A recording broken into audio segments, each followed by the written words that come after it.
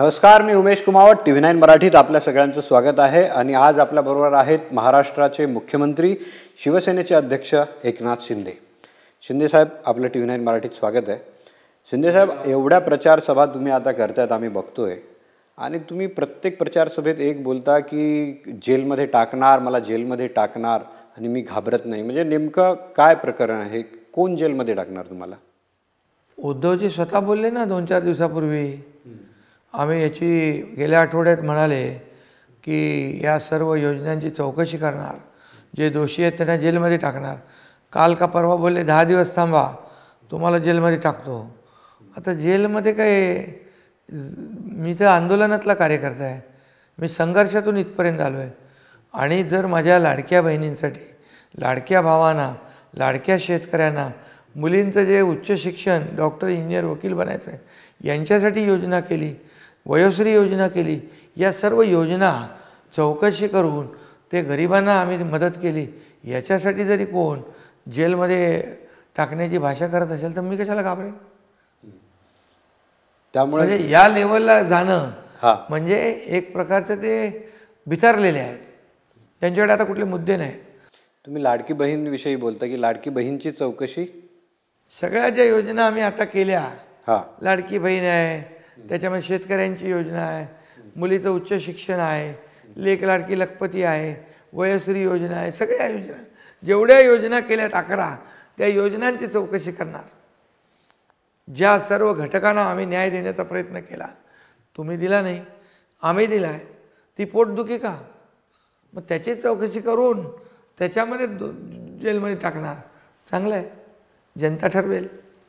पण तुम्हाला असं वाटत नाही की आता तुमची सगळी भिस्त जी दिसते ती लाडकी बहीणवर पण दिसते? मी एक सांगतो, हां,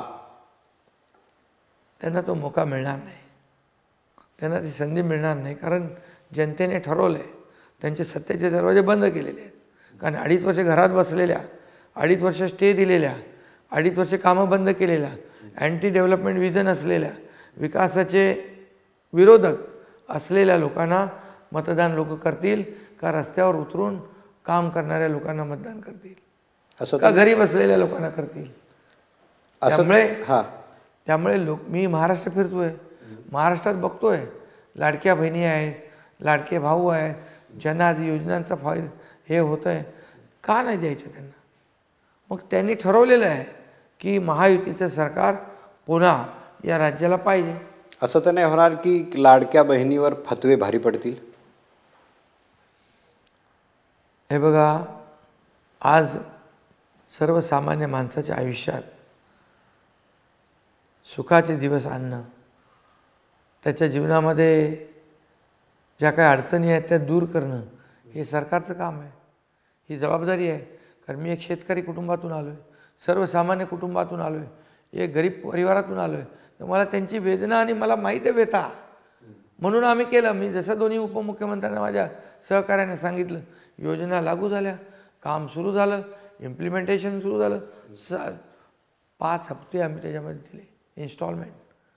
कधी या राज्यामध्ये कधी पाहिले होते अशा योजना? हे लोक काय, त्यामुळे लोक, जनता आज दिसते आहे, त्यांच्या चेहऱ्यावरचा आनंद दिसतो आहे. आणि म्हणून 20 तारखेला ते 20 तारखेची वाट बघत आहेत. महायुतीला विजयी करण्याचा त्यांनी संकल्प घेतलेला आहे. नाही, पण माझा प्रश्न हा होता की जे फतवे निघत आहेत, जसं आता नोबानीचा जो व्हिडिओ आहे तो ट्विट केला फडणवीसांनी, तर मी बोलतो की लाडक्या बहिणीवर हे फतवे भारी पडणार का? बघा, आज लोकांना आपल्या कुटुंबाचं चरितार्थ चालवण्याची भ्रांत आहे. त्यांना बाकी हे राजकारणाशी काही देणं घेणं नाही. आणि आमचा विकासाचा अजेंडा आहे, विकासाला आम्ही पुढे घेऊन चाललो आहे. आज जर आपण पाहिलं की 2-2.5 वर्षात आज राज्य कुठं आपण आता एवढ्या कमी 2 वर्षामध्ये एवढी कामं केली, याचं कुठंतरी लोक नोंद ठेवतील ना. म्हणजे एवढं जर आहे तर मग उद्धव ठाकरेंच्या बॅगा का तपासाव्या लागल्या?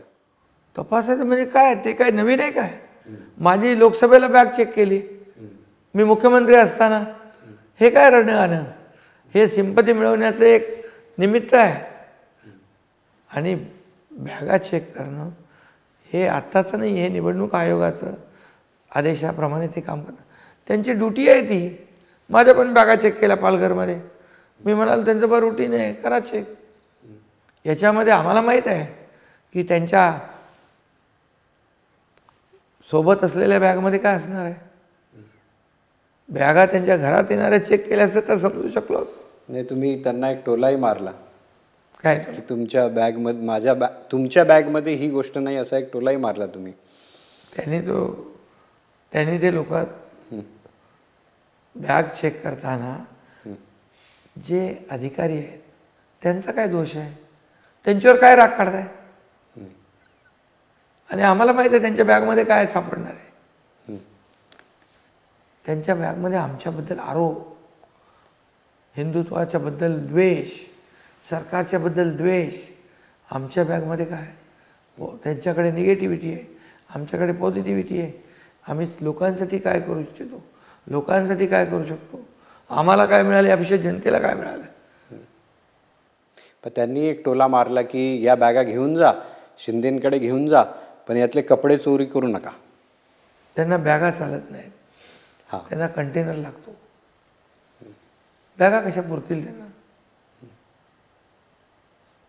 त्यांना कंटेनर लागतो. आणि कंटेनर ठीक आहे. गेले 2.5 वर्ष मध्ये जेव्हा उद्धव ठाकरेंचं किंवा मातोश्रीबद्दलचं काही येत होतं त्यावेळेस त्यांना मी सांगतो, हां, जे आमच्यावर आरोप करताय चोरीचा, हे काय खेळणं आहे का. धनुष्यबाण, शिवसेना हा का पोरखेळ आहे का. हे लहान मुलं जसे रडतात, त्यांचं रडगाणं आहे हे, म्हणजे रडे गट आहे तो. अरे लोकशाहीमध्ये बहुमताला महत्त्व आहे जे आमच्याकडे आहे. आणि आमच्यावर आरोप करतात, त्यांनी स्वतःच्या जरा गिरेबांमध्ये झाकून बघावं. मुंबई महापालिका कोण दरोडेखोर आहे, इतके वर्ष कोण लुटतो आहे, कोविडमध्ये कोणी लूट केली, कोविड सेंटरमध्ये कोणी पैसे काढले, खिचडीमध्ये कोणी पैसे काढले, डेड बॉडी बॅगमध्ये कोणी पैसे काढले. इतके वर्ष मुंबईला तुम्ही खड्ड्याची मुंबई ठेवली का. रिपेरिंगमध्ये तुम्ही दरवर्षी पैसे घेता का. कॉन्क्रीटचे रस्ते करणे आम्ही केले, आम्ही करतोय. मग दरोडेखोर कोण. ठीक आहे. तुम्ही आणखी एक गोष्ट नेहमी बोलता, म्हणजे आम्ही हां, महापालिकेच्या रस्ते साफ करतोय, नाले साफ करतोय, हे तिजोरी साफ करतायत. मग सांगा, आम्हाला जे शब्द वापरतात त्याच्यापेक्षा मोठा शब्द त्यांना लागू होतो. ते जेवढं बोलतील ते त्यांच्या अंगाशी येईल. एक तुम्ही आणखी दरवेळेस ही गोष्ट बोलता की मी वेळ आल्यावर सांगेन. हे आरोप तर झाले राजकीय, पण मी खूप वेळा तुम्हाला बघितलं की वेळ आल्यावर मी बोलीन, ते त्यांच्याबद्दल काय ते मला याचं बोलीन. पण तुम्ही गेले 2.5 वर्ष काही बोलले नाही असं काही. मला काय वेळ आली नाही. हां, म्हणजे मला काय गरज वाटली नाही. ते त्यांचं स्वतः बोलून आरोप करून लोकांच्या मनातून उतरत आहेत. हे लोकांना आवडत नाही. आरोप, लोकांना काम पाहिजे, लोकांना विकास पाहिजे, लोकांना आपली झालेली प्रगती पाहिजे. हे काय अधोगतीकडे घेऊन जायचं राज्याला, हे आमचं काम ते सोपं करतायत. आणि आरोपाला मी कधी आरोपाने उत्तर दिला नाही. मी नेहमी म्हणालो आरोपाला मी कामातून उत्तर देईन. मी काम करतोय, घरी बसत नाही, मी फील्डवर काम करतोय, लोकांशी बोलतोय. आता वर्षावर पहिले एवढे लोक यायचे, बंदी होती, काय होतं. हे काय वर्ष कोणाचं माझ्या वैयक्तिक प्रॉपर्टी आहे, ही जनतेची प्रॉपर्टी आहे. जनतेला भेटलं पाहिजे, फील्डवर गेलं पाहिजे. आणि मी जमिनीवरचं कार्यकर्ता आहे, मी लोकांमधला कार्यकर्ता आहे. लोकांना भेटतो, ते त्यांचे पोटदुखी होते. मी मुख्यमंत्री झालेला अजून त्यांना हजमच होत नाही. कालावधी संपला तरी पचनी पडत नाही. हे म्हणजे आता एकेकाळी तुम्ही मातोश्रीवर जायचे, तुम्ही शिवसेनेतच होते. मला हा थोडासा वेगळा प्रश्न विचारायचा आहे की दरवेळेस लोक असं बोलतात की 2 पवार एकत्र होतील, ती राष्ट्रवादी ही राष्ट्रवादी एकत्र होऊ शकते. कधी शिंदेसाहेब असं होऊ शकतं की या 2 शिवसेनेची युती होऊ शकते. आमची विचारधारा बाळासाहेबांच्या विचारांची आहे. हां, आज बाळासाहेबांचं हिंदुत्व, बाळासाहेबांची विचारधारा, त्यांची वैचारिक भूमिका ही घेऊन आम्ही पुढे निघालो. आम्ही का हा निर्णय घेतला, आम्ही त्यांना सांगितलं तो आपण वापस शिवसेना भाजप गठबंधन युती करू. कारण शेवटी आपण शिवसेना BJP म्हणून लढलो आणि सरकार कोणाबरोबर बनवलं? काँग्रेसबरोबर. बाळासाहेबांना ते नको होतं. कधी बाळासाहेब म्हणायचे माझी काँग्रेस होऊ देणार नाही. त्याच काँग्रेसला जवळ घेतलं, सरकार बनवलं आणि ते सरकार राज्याला अधोगतीकडे घेऊन चाललं. शिवसेना खड्ड्यात घालायला केलं. धनुष्यबाण आणि शिवसेना काँग्रेसच्या दावणीला बांधली. म्हणून आम्ही गेलो. आमची विचारधारा जी आहे बाळासाहेबांची आणि विकासाची आहे. आता त्यांनी त्यांचा मार्ग निवडला आहे. हे तुमचे दरवाजे उघडे आहेत का? कशासाठी? आमचा मार्ग आम्ही जो 2022ला या राज्याच्या हिताचा, राज्यातल्या जनतेच्या हिताचा, लोकांच्या मनातलं सरकार आम्ही स्थापन केलं आणि रिझल्ट दिले आहेत. असं कधी होईल का की एकनाथ शिंदे मातोश्रीवर गेले, की कधीच होणार नाही? नाही, जर तरला काय अर्थ आहे? आजच्या वर्तमानमध्ये आम्ही जे काम करतोय, मला अभिमान आहे 2 वर्षामध्ये आम्ही एवढं काम केलं. त्यांनी बंद पाडलेले प्रकल्प आम्ही सुरू केले. मोठ्या प्रमाणावर कल्याणकारी योजना केल्याचा अभिमान आहे, समाधान आहे. लोकांचा खुशी त्याची आमची खुशी, लोकांचं समाधान त्याच्यात आमचं समाधान, मानणाऱ्यांपैकी आम्ही आहोत. ठीक आहे. मी आता थोडं तुमच्या महायुतीवर येतो. आता गेले काही दिवस म्हणजे तुम्हालाही हे दिसत असेल की अजितदादा जो आहे त्यांचा सूर तुमच्या महायुतीत काही BJP बरोबर काही जुळताना दिसत नाही. म्हणजे त्यांच्यावर असा डाऊट का येतो की ते निकालानंतर जाऊ शकतात? असं का विचार करायचा? शेवटी प्रत्येक पक्षाची आयडिओलॉजी वेगवेगळी असते. शिवसेना भाजपची आयडिओलॉजी एकच आहे 25-30 वर्षापासून. विचारधारा एक आहे, त्यांची विचारधारा वेगळी. आता ते आमच्या युतीमध्ये आहेत. त्यांनी मोदीजींवर विश्वास ठेवला, त्यांच्या नेतृत्वावर विश्वास ठेवला, ते मोदींच्या सभेला विकासावर विश्वास ठेवला, विकासावर विश्वास ठेवला, सभेला आले आणि ते आले. आमच्या राज्याचं डेव्हलपमेंट बघून आले सोबत. त्यामुळे हे, आणि देवेंद्रजींनी त्यांच्याबद्दल सांगितलं की आमची एक शिवसेना भाजपची एक वैचारिक युती आहे, एक इमोशनल त्याच्यामध्ये टच आहे. आता सगळ्यात पक्षाला तुम्ही म्हणाल तसंच वागलं पाहिजे. आता त्यांच्यावर युती झाली, आमची पॉलिटिकल अलायन्स आहे. हळूहळू सगळ्या गोष्टी होतील. असं विचार का करायचा? आम्ही विचार करत नाही निगेटिव्ह, आम्ही पॉझिटिव्ह विचार करतो. प्रचार तर एक पाहिजे ना. आता ते बटेंगे तो कटेंगेचा विरोध करतात. हा तर एक विचारधारेचा क्लॅश आहे ना. नाही, त्यांनी जे म्हटलं आहे, मी जे म्हणतो बटेंगे तो कटेंगे किंवा एक आहे तो सेफ आहे, याचा अर्थ वेगळं का काढतात लोक?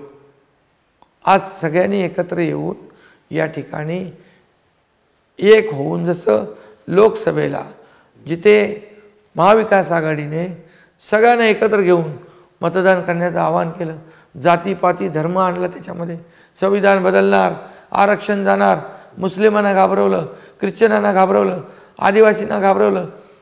आता प्रधानमंत्री म्हणाले एक आहे तो सेफ आहे. त्याच्यामध्ये एकाही कुठल्या धर्माचा उल्लेख आहे, जातीचा उल्लेख आहे? एकत्र येऊन या लोकशाहीमध्ये लोकशाहीला प्रगल्भ करणं म्हणजे मतांची टक्केवारी वाढवणं. याच्यात काय चूक आहे? काय त्याच्यामध्ये लोकांना अडथळा वाटतो? विचारधारा जुळली नाही तरी महायुती एकत्र राहणार. महायुती एकत्र राहणार, महायुती एकत्र राहते. आम्ही आता एकत्रच निवडणुका लढवतोय. सरकार येईल, कुठल्याही परिस्थितीमध्ये महायुतीचं सरकार आणणं हेच आमचा फोकस आहे. थोडासा एक आणखी जो वेगळा प्रश्न आहे. आता जसं दादांचा प्रश्न निघाला म्हणून मी सांगतो, एक नवाब मलिकांचा प्रश्न येतो नेहमी की नवाब मलिक इथेच आहेत, आणि नवाब मलिकांनी एक तुमच्याविषयी एक वेगळं स्टेटमेंट केलं की तुमच्यात आणि शरद पवारांमध्ये काहीतरी चालू आहे. काहीतरी म्हणजे चालू आहे म्हणजे काहीतरी काय? आता तेच सांगू शकतात की नेमकं काय सुरू आहे? त्यांना तुम्ही विचारलं पाहिजे काय चालू आहे बाबा सांग. नाही, पण त्याचं एकंदरीत बघा, महायुती, शिवसेना भाजपा आणि अजितदादा NCP आणि RPI आमचं महायुती आहे. ही महायुती मजबूतीने आम्ही पुढे नेतोय. त्यामुळे इतर कोणाचा विचार करण्याची आवश्यकता काय? त्यांचा म्हणण्याचा अर्थ होता की या विधानसभेच्या निकालानंतर काहीतरी वेगळं होऊ शकतं, त्यामुळे शिंदे आणि पवारांमध्ये काहीतरी सुरू आहे, असं त्यांचं एकंदरीत म्हणण्याचा अर्थ आहे. मला माहीत असेल ना. हां, काहीतरी चालू असतं तर मला माहीत असतं. हां, म्हणून मी तुम्हाला विचारतो. त्यांना माहीत असेल हां तर तुम्ही त्यांना विचारलं पाहिजे. माझ्याकडे काहीच चालू नाही आहे. हां मी सरळ महायुती म्हणून काम करतोय. विकासाचा अजेंडा घेऊन आम्ही निवडणूक लढवतोय आणि मला खात्री आहे की या निवडणुकीमध्ये महायुती पूर्णपणे थम्पिंग मेजॉरिटीने जिंकेल. मला दुसरा विचार करण्याची गरज काय नाही. लोक माझा विचारधारा आहे आमची. हां. भाजप आणि आम्ही युती केली, ती विचारधारा आमची एक आहे. त्यामुळे एकनाथ शिंदेला दुसरा कुठलाही विचार करण्याची आवश्यकता काय. नाही, त्याच्या मागे हेही असेल ना की पवार तुमच्याकडे 2 वेळा भेटून गेले तर लोकांच्या भुवया उंचावल्या की शिंदेंना पवार का भेटून गेले. तेव्हापासून लोक हे चर्चा करायला काही लोक लपून छपून भेटतात. हां आम्ही ते करत नाही.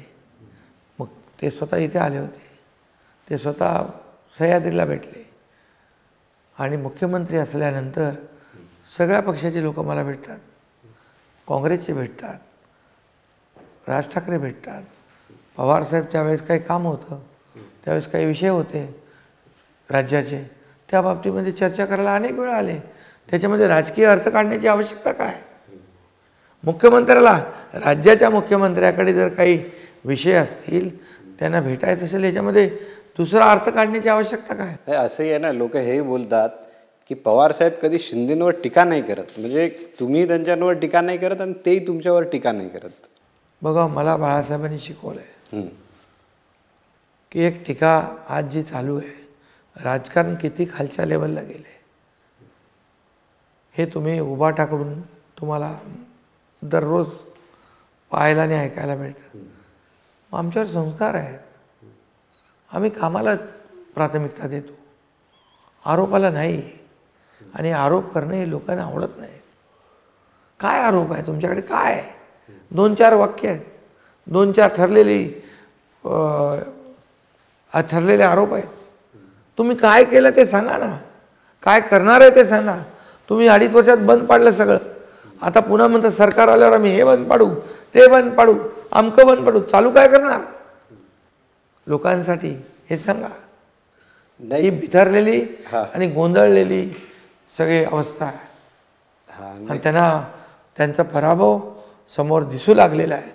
आणि म्हणून अशा ह्याच्यातूनच, त्यांच्या मानसिकतेतून हे सगळे अशा प्रकारचे आरोप आता नवीन आहे का.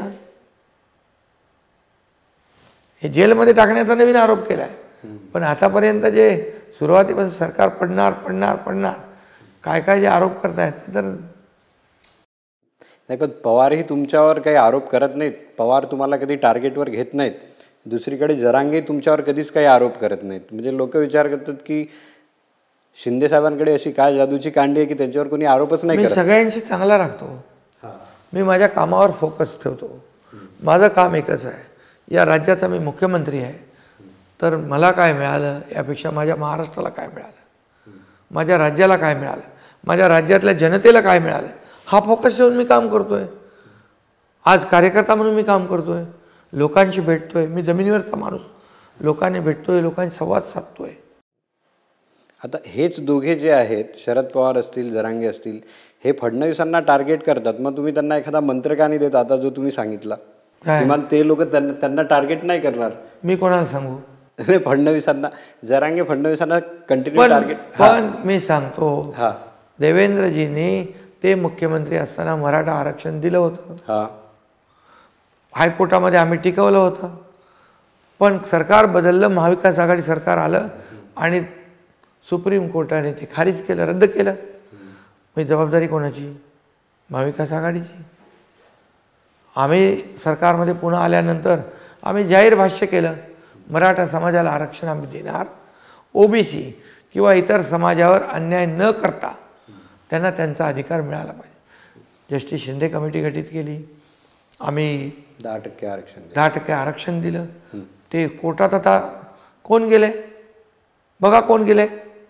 ज्यांनी दिलं नाही, ज्यांनी देण्याची त्यांच्याकडे जेव्हा संधी होती, एवढ्या वर्षामध्ये मराठा समाजाला आरक्षण दिलं नाही, वंचित ठेवलं, सत्ता मिळवली त्यांची मराठा समाजाच्या जीवावर. आम्ही दिलं, त्याला पण विरोध का. हे मराठा समाज कुठंतरी याचा विचार नक्की करेल. ठीक आहे. आता थोडंसं मी मुख्यमंत्री पदाकडे येतो. आता तुमच्या महायुतीत जे आहेत, जे 2 मोठे नेते आहेत, ते दोन मोठे नेते या रेसमधून बाहेर पडले जवळपास. म्हणजे दादांनी तर मी त्यांना विचारलं, ते बोलले मी कॉम्प्रोमाइज, आमचे सीटाच कमी आहेत, मी कॉम्प्रोमाइज करायला तयार आहे. कशामध्ये? मुख्यमंत्री पदाच्या याच्यावर, की मी मुख्यमंत्री पदाच्या शर्यतीत नाही. दुसरीकडे फडणवीसही बोलले की मी मुख्यमंत्री पदाच्या शर्यतीत नाही. म्हणजे आता शर्यतीत फक्त एकटे एकनाथ शिंदे. तुम्हाला सांगू, आमच्यामध्ये कुठली शर्यत नाही, आमच्यामध्ये कुठली रेस नाही, आमच्यामध्ये कुठलंही या पदाला घेऊन लालसा नाही. महाविकास आघाडीमध्ये सुरुवातीला काय होतं माहिती आहे? मला बनवा, मला बनवा, मला बनवा. दिल्लीपासून गल्लीपर्यंत सगळी चर्चा होती. आमचं टार्गेट एकच आहे, या महाराष्ट्राला पुढे न्यायचं असेल.